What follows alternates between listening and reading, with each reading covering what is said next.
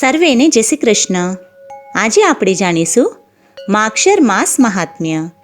સ્કંદ પુરાણ વૈષ્ણવ ખંડમાં માગશર માસ મહાત્મ્યમાં સ્તુતિપાઠ, મંત્ર જપ, સાષ્ટાંગ પ્રણામ તથા દામોદર મંત્રના જપનું મહાત્મ્ય જાણીશું.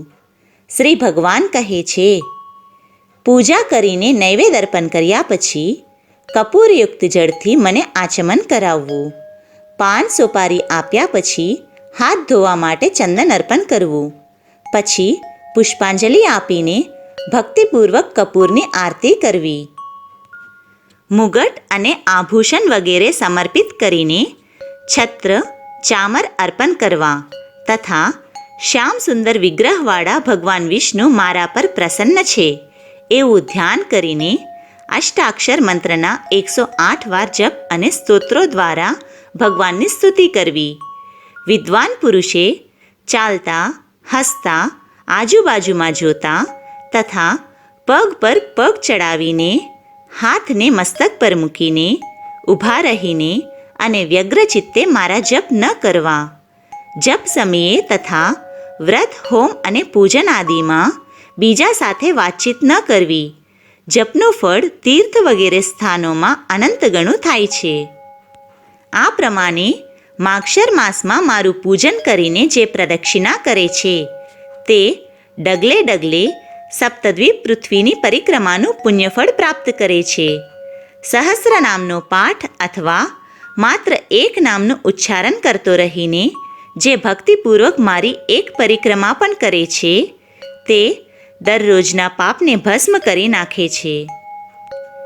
જેને ભક્તિપૂર્વક મારી 108 પરિક્રમા કરી છે તેને ઉત્તમ દક્ષિણાવાળા સંપૂર્ણ યજ્ઞોનું અનુષ્ઠાન પૂર્ણ કરી લીધું છે. હવે તમે એક ગૂઢ રહસ્યની વાત સાંભળો. મારા દામોદર નામથી મને એવી પ્રસન્નતા થાય છે કે જેની કોઈ તુલના નથી. ગોકુળમાં મેં જ્યારે દહીંનું માટલું ફોડ્યું ત્યારે જશોદા મૈયાએ મારી કમરમાં રસ્સી લપેટીને મને ઉખડ સાથે કસીને બાંધી દીધો. ત્યારથી મારું નામ દામોદર પડી ગયું. જે દરરોજ એકાગ્ર ચિત્તે સૂર્યોદય સમયે પવિત્રતાપૂર્વક દામોદરાય નમઃ આ મંત્રના 3000 જપ કરે છે અને 3.5 લાખ જપ પૂરા થાય ત્યારે તેનું ઉદ્યાપન કરે છે. જપના દશાંશનો હવન, તર્પણ અને બ્રાહ્મણ ભોજન કરાવે છે અને આ રીતે ભક્તિપૂર્વક આ અનુષ્ઠાનને પૂરું કરે તેની મનોકામના હું પૂરી કરું છું. દામોદરાય નમઃ આ મંત્રનો જપ કરતા રહીને દરરોજ મારી પ્રદક્ષિણા અને સાષ્ટાંગ પ્રણામ કરવા જોઈએ. બંને હાથ, 2 પગ, બંને ઘૂંટણ, છાતી, મસ્તક, મન, વાણી અને દ્રષ્ટિથી જે પ્રણામ કરવામાં આવે છે તેને સાષ્ટાંગ પ્રણામ કહે છે. પોતાના મસ્તકને મારા ચરણોમાં મૂકીને બંને હાથ જોડીને પ્રાર્થના કરવી, હે પરમેશ્વર, હું મૃત્યુરૂપી ગ્રાહ સાથેના આ સંસાર સમુદ્રથી ભયભીત થઈને તમારા શરણે આવ્યો છું. તમે મારી રક્ષા કરો. પછી મારા દ્વારા આપેલી પ્રસાદ માળાને આદર સહિત મસ્તક પર ચડાવીને મારી પૂજાની મૂર્તિ માટે આ પ્રમાણે કહેવું, હે દેવજનાર્દન, મેં મંત્ર રહિત, ભક્તિ રહિત અને ક્રિયા રહિત જે પૂજન કર્યું છે તે બધું તમારી કૃપાથી પરિપૂર્ણ થાઓ.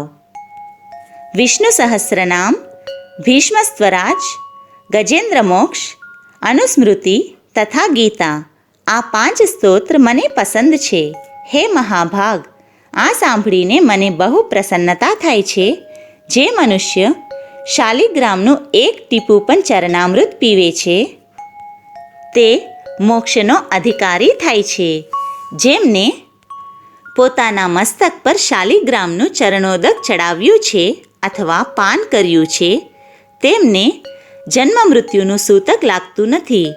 મૃત્યુ સમયે જેને આ ચરણામૃત આપવામાં આવે તેને ઉત્તમ ગતિ પ્રાપ્ત થાય છે.